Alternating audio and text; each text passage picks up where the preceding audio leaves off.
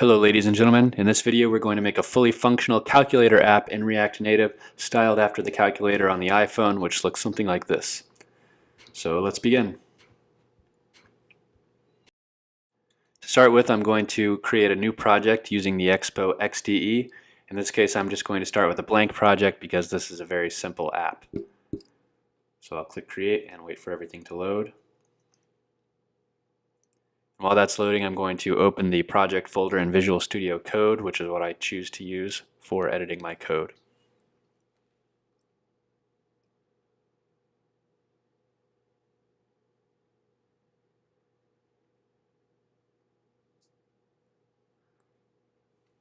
Before beginning, I'm going to make a few folders that I like to have in all of my projects. The first one is a components folder, then a screens folder, and I'm going to add a lib folder, which is where we'll put the calculator library functions. Inside of the screens folder, I'm going to make a calculator screen file, which is going to be the main screen of our application.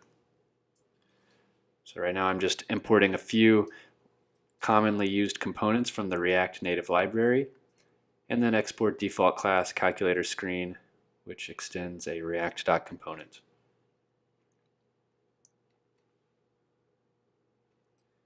Just for testing purposes, I'm first going to render a view. And I'll put a little bit of padding on top so that the clock and things on the top of the phone don't get in the way. And we'll just display some text that says calculator screen so that we know that we're looking at the right screen. Now that the Expo project has loaded, I'm going to launch the simulator so that we can look at the project in real time. Then I'll jump into app.js and import the calculator screen that we just created.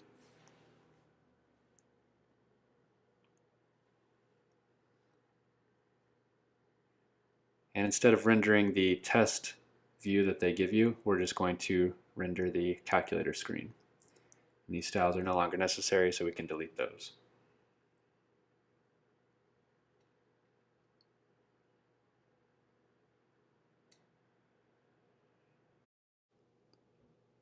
Okay, and now the app has loaded and you can see our calculator screen text at the top. In order to save us the effort of implementing all the algorithms and calculations involved in creating a calculator, instead we're going to use a library that can do that for us. I found one on GitHub called SwissCalc-Lib that I think will work for us, but it's worthwhile to take a look and make sure that it has all the functionality we need.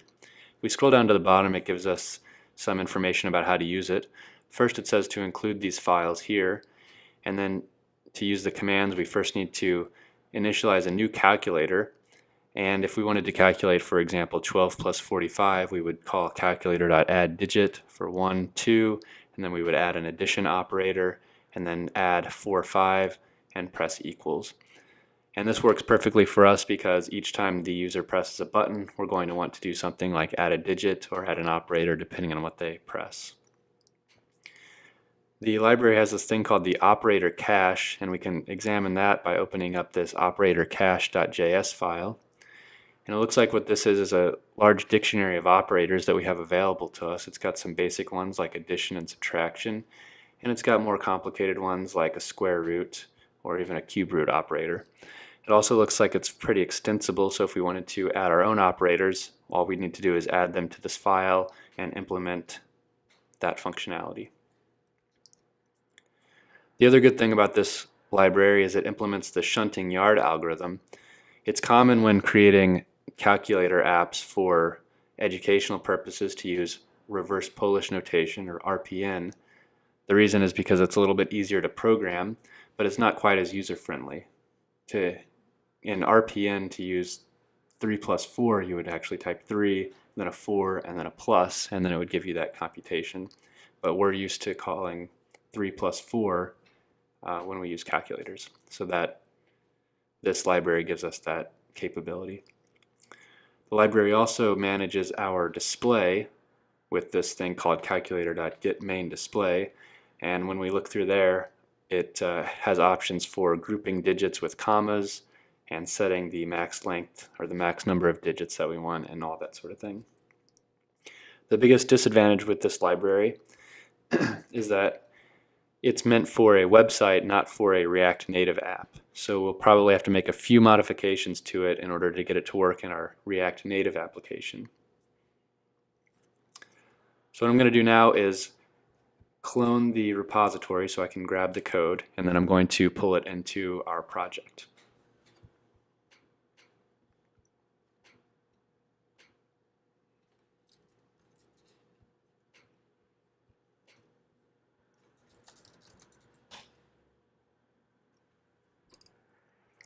Okay, I've just cloned the repository, and all I'm going to do now is copy and paste the code files into my React Calculator lib folder.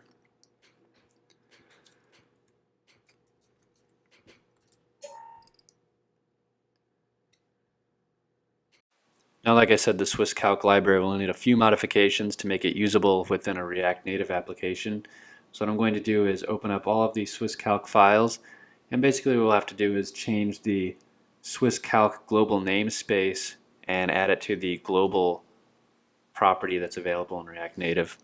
That may not be the best solution to this problem, but it's a quick and easy one that works, so that's what we're going to do. So what I'm doing here is replacing all instances of SwissCalc with global.swisscalc and then removing that var at the top of the file. And I do this for every single file, so I'm going to speed this part up.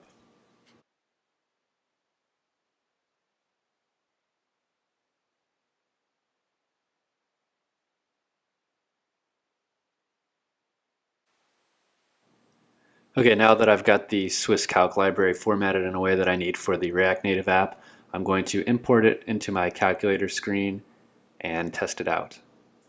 So I'll come down here on the page where it says we need to import all of these files, and for convenience I'll just copy and paste them, and instead of using the script tags that you would need on a website, we're going to use require, which will load the JavaScript files.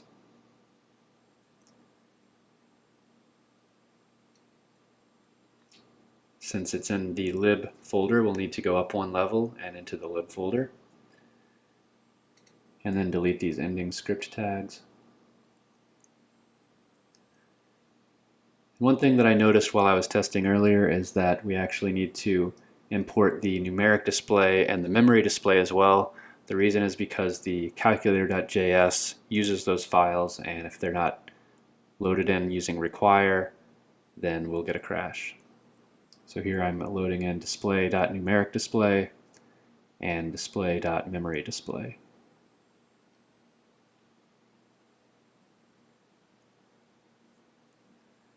We'll create a constructor for this file, and remember you always need to call superprops. I'm going to go back to the GitHub page and copy and paste this code, which does a test of the SwissCalc library. And instead of calling alert, we'll do a console.log of the output. And if we can see the output, then that means everything loaded correctly. And don't forget to change these to reference global. And as you can see in the console, it printed out 57, so it looks like everything got calculated correctly. I can delete that code. And I'm going to add the calculator and the operator cache to my this property so that I can access it in other places.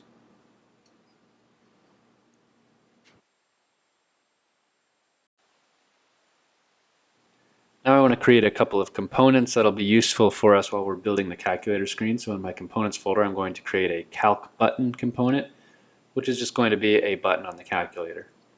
So we'll import React from React, and we're going to need a style sheet, a view, text, and a touchable opacity for the button.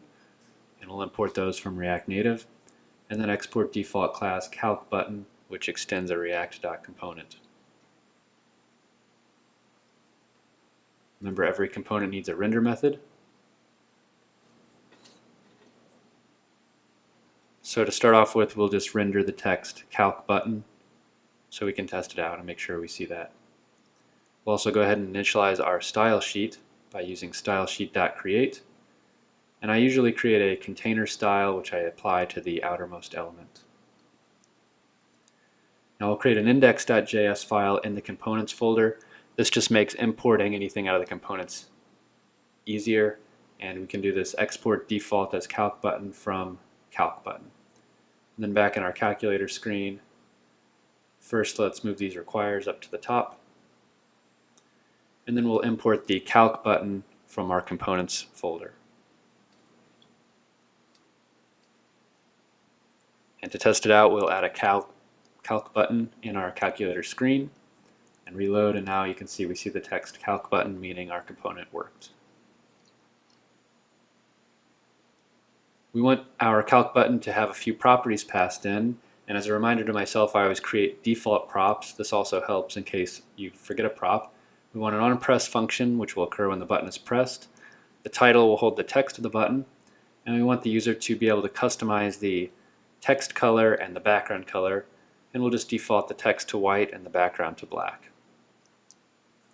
Now we're going to make our outermost element a touchable opacity, which has an onPress property that we can pass in.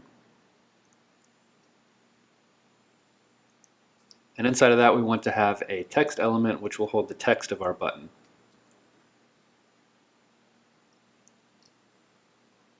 So we'll call this .props.title.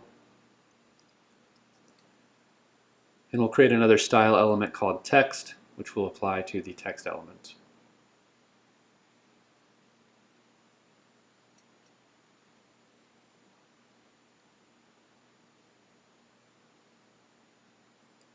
Now back in our creation of the calc button, let's set those properties that we are requiring. We'll make this one a plus sign. We'll set the text color to red and the background color to be yellow.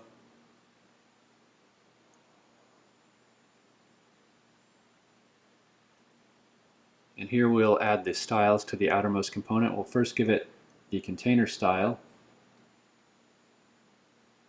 But since we have some dynamic styles being passed in, we'll add that as an array. And to make the text a little bit shorter, we'll declare a variable called BC to hold the background color.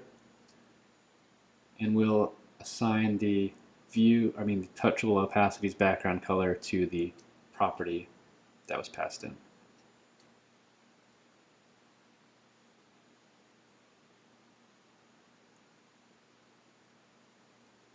As you can see, our background color is now yellow. However, the text isn't red. And it also spans across the entire width of the screen.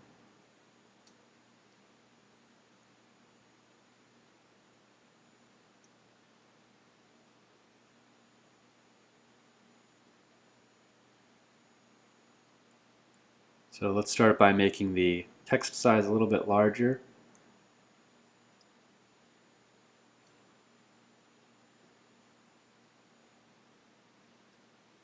And to prevent it from stretching all the way across the screen, let's set a defined width and height.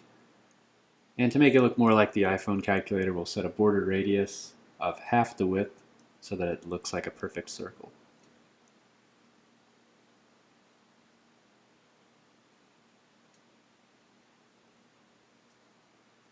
In order to set the text color appropriately, we'll also add the text styles as an array. And we'll set the color to be the color property that gets passed in. As you can see now, our button has a yellow background and a red text.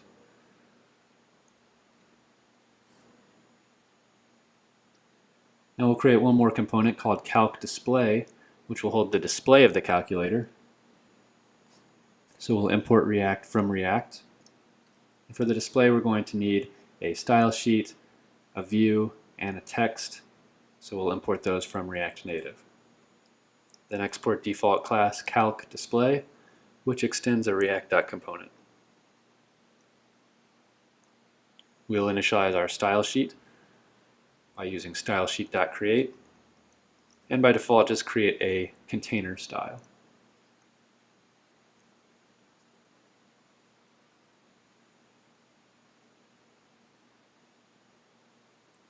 The calc display will take one property, which is going to be the display, which is just the text that we want to display in the screen.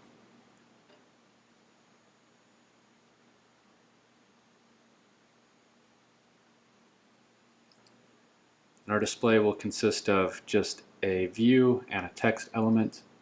We'll create a display style for the text, and for the value of the text will be this.props.display.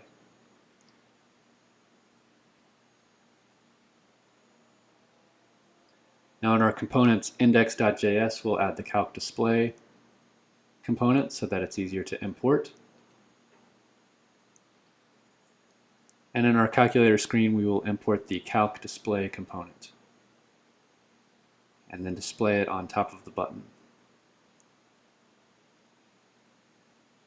And we'll initialize the display to be 0 because that's a common thing to do with calculators. However, since we want the display to be changeable, let's make that a state variable and assign it to this.state.display.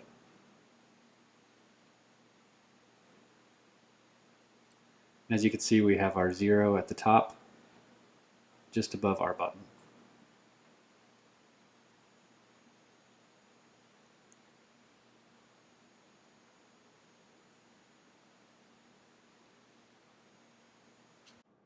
Okay, for reference, I'm going to pull up the image of the iPhone calculator that we saved.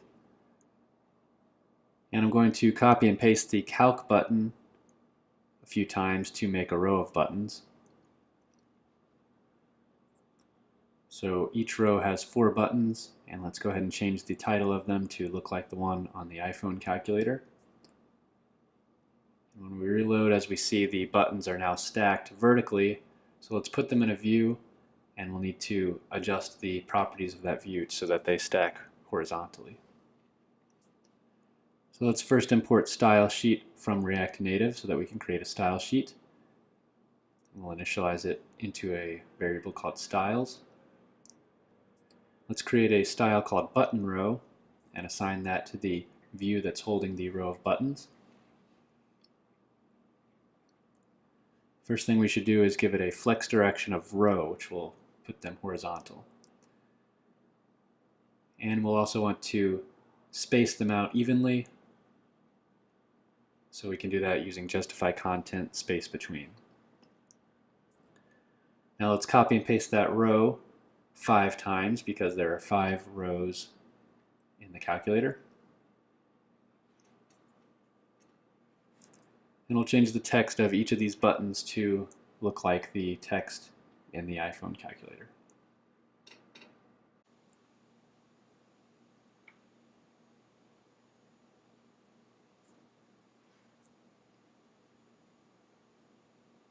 And as you can see in the last row, there are only 3 buttons, and the 0 button spans 2 columns.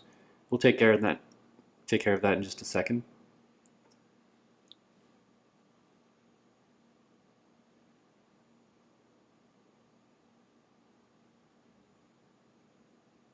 Next, what we want to do is put the display into a view, and we'll want the display to take up all of the space aside from the space necessary for the buttons. So we'll give that a style called display container.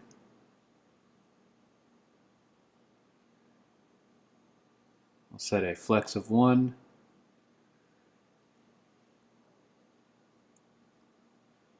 And when we reload, it looks like the display has gone away. Let's first put all of the buttons into a view.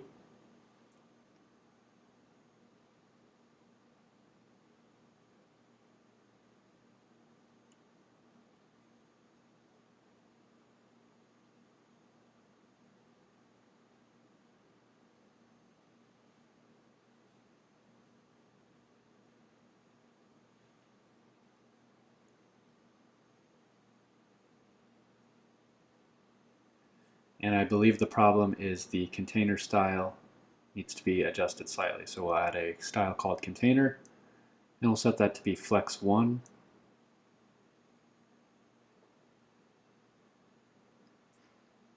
And when we refresh, as we can see, the display takes up all the space except for the minimum space required for the buttons.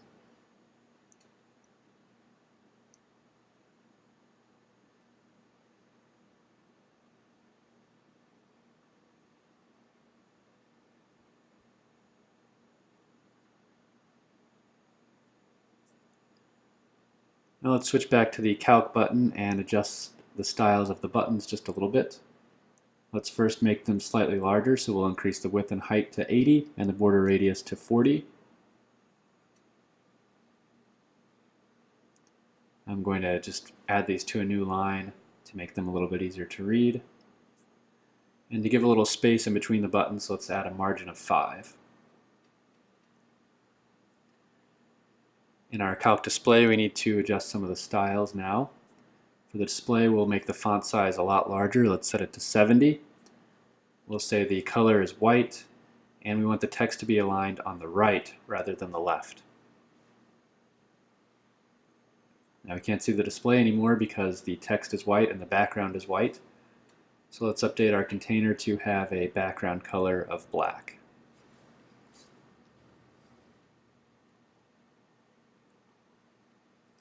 Now when we refresh, you can see the background is black and the display text is nice and large.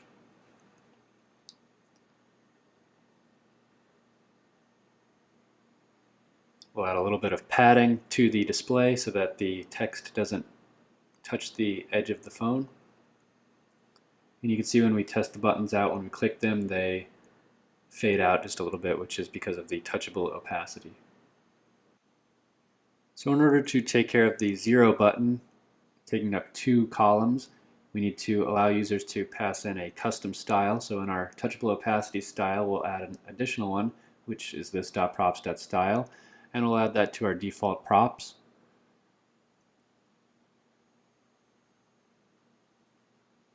Then in the calculator screen for the 0 button, we'll pass in a style and we'll set the flex equal to 2, which will allow it to take up 2 columns.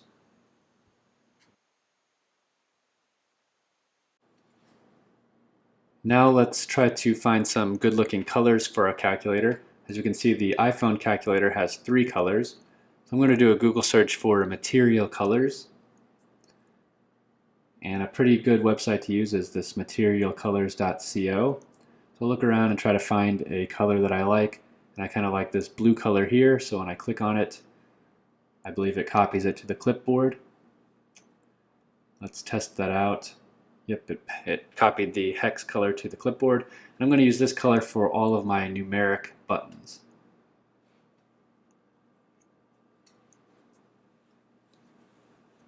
So I'll change some of these colors, see how it looks.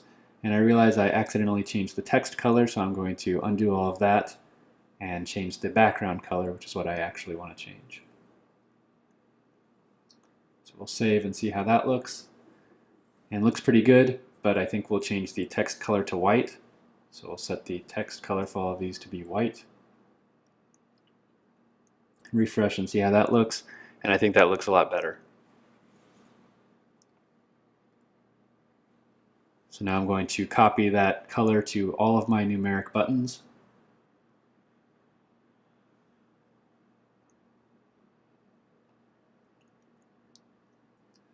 And I'm going to go ahead and change all of the text colors to be white now.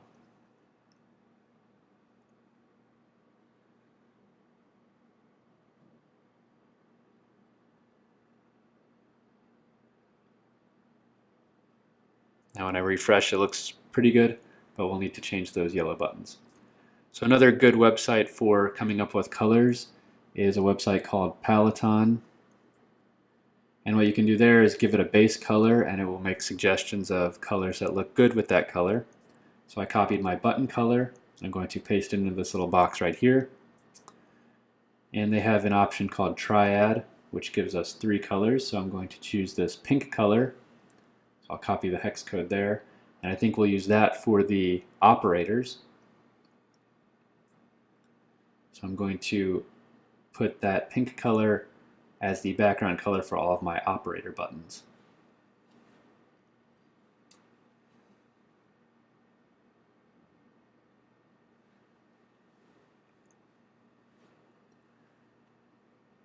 And we'll use the final color for all of the remaining buttons. So I'll copy that color and paste it into the remaining colors. I mean the remaining buttons.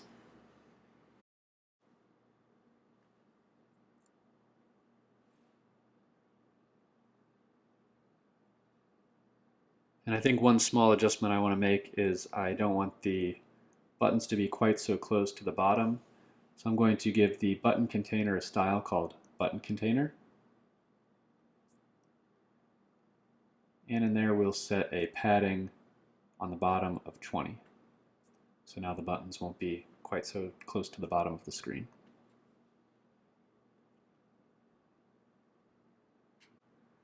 Alright, now that we've got a good looking calculator, it's time to connect the buttons to the actual logic. So to start off with, I'm going to add an onPress event for the 7 button, and we're going to call a function called this.onDigitPress and pass in the digit 7. Then we'll implement onDigitPress, which will take a digit as an input. Put a comment here explaining what it does.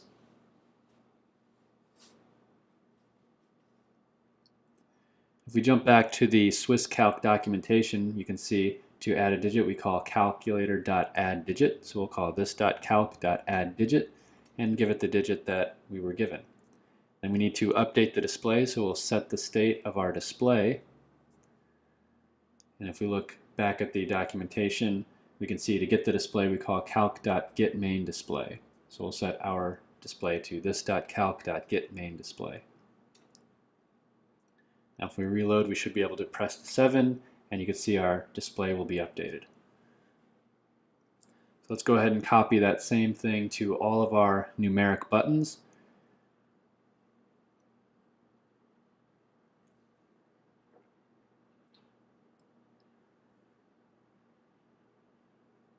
And we also use it for the decimal. And then we'll change the digit that actually gets passed into the function to be whatever the actual button we're using is.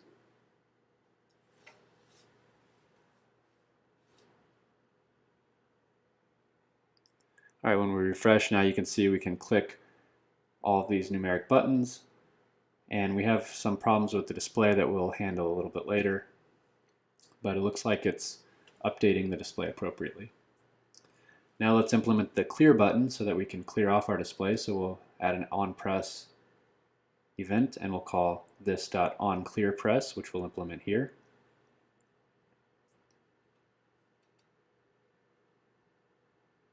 We need to go back to the documentation and figure out how to clear the display. So let's go into the calculator.js file and read through the functions that are available on there.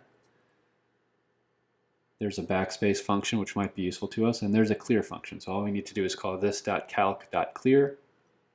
And then of course we need to update the display, so I'll just copy and paste this right here. Now when we type in some numbers, and we can press clear to clear the display. All right, now let's handle the plus minus button. So we'll add an onPress event, and we'll call this onPlusMinusPress.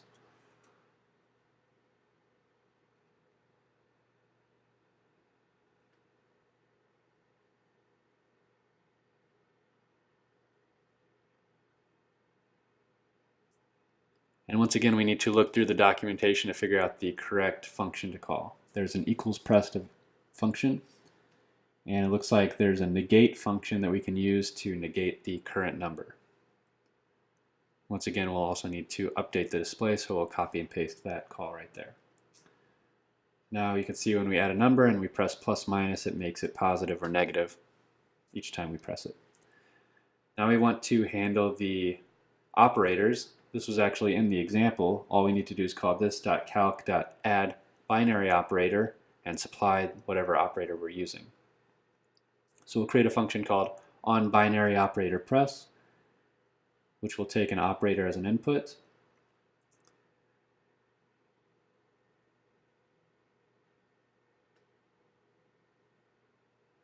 And we'll call calc.addBinaryOperator.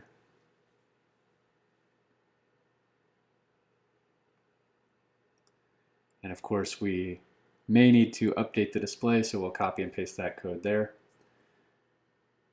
And this will apply for everything except the percent, because the percent isn't actually a binary operator, it only takes one number.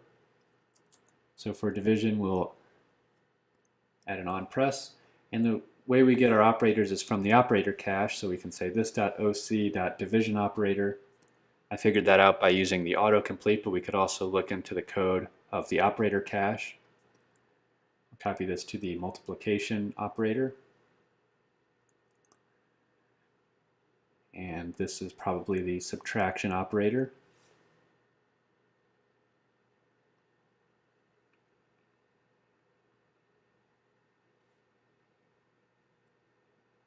Finally, the addition operator.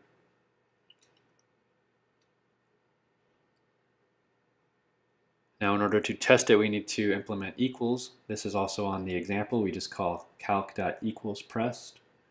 So we'll add an onPressed event here called onEqualsPress. And we'll implement the function up here.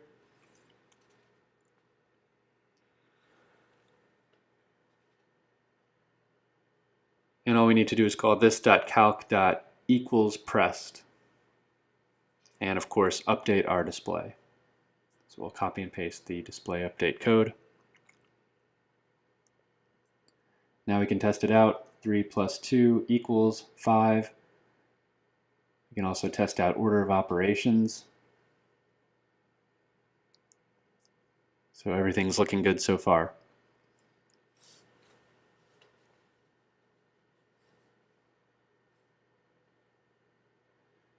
Now finally we want to implement the %, which is probably add unary operator, but I'm just going to search through the code to double check.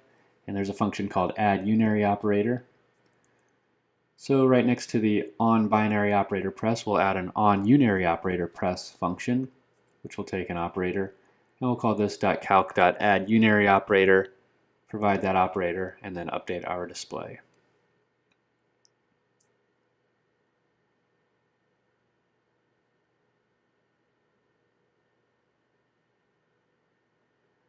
Then down in our % button, we can now add an onPress function, which we'll call this .on unary operator press, and we'll look for the % operator from the operator cache. Now we can test it out. We'll press %, % again, and it looks like there's some weird rounding issue. This is common in JavaScript to have weird numbers at the very end. And we'll probably have to handle that a little bit later.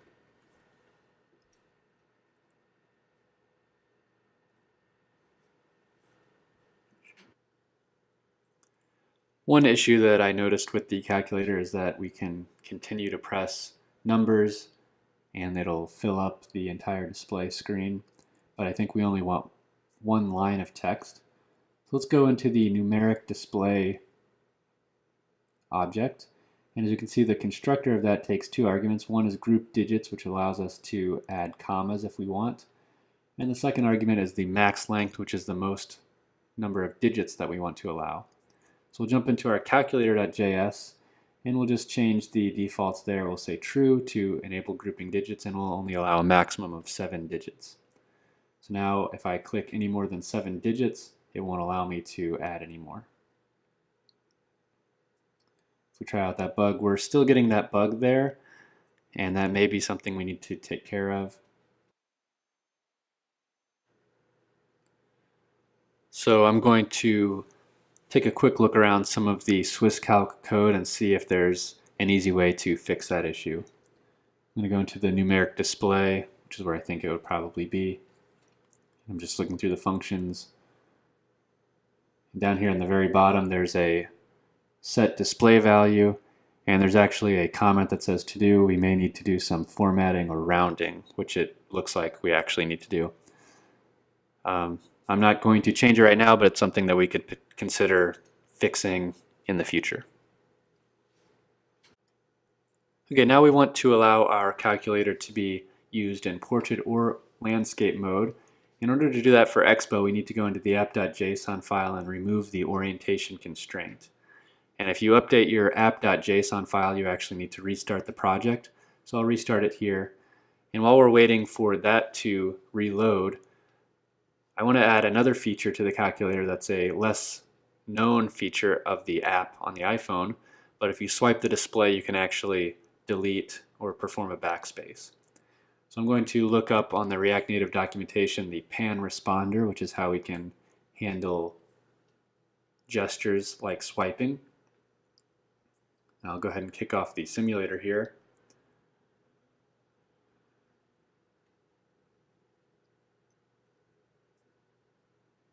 I'll jump back into the calculator screen, and in the constructor we want to initialize our pan responders.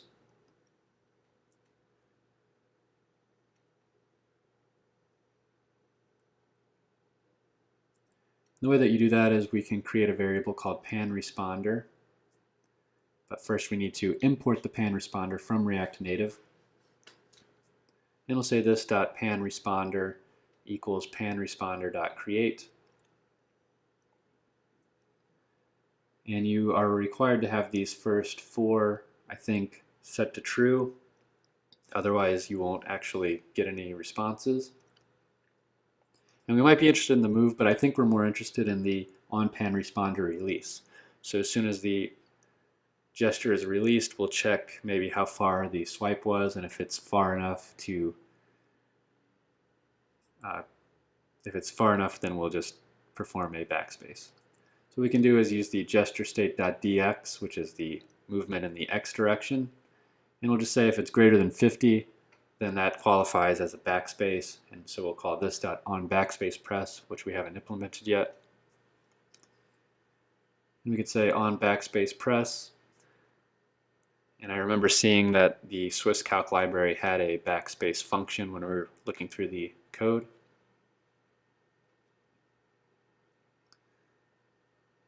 Just to double check what it was called, let's go back to the code. Search for backspace. It's just called backspace, so we can call this .calc.backspace and then update our display.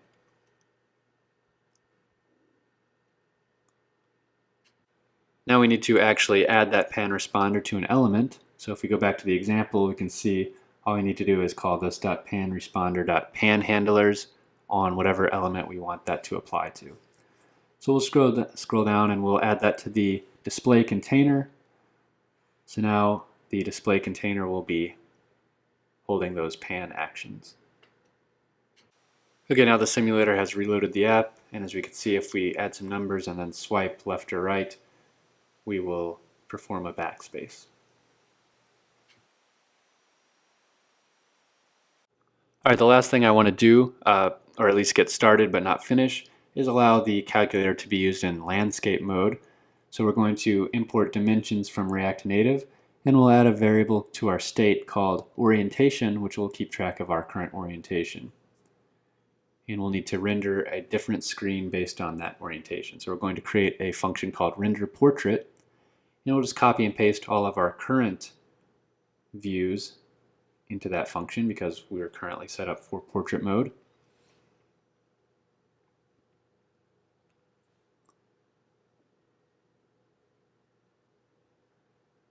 And now in our render method, we'll just call this .renderPortrait. And we'll try that out, and we get an error saying that we need to have everything enclosed in a single element, so we'll just put these inside of a view. When we reload that, it looks a little bit weird. So to fix that, we can make our outside view have a flex 1. Now everything looks normal.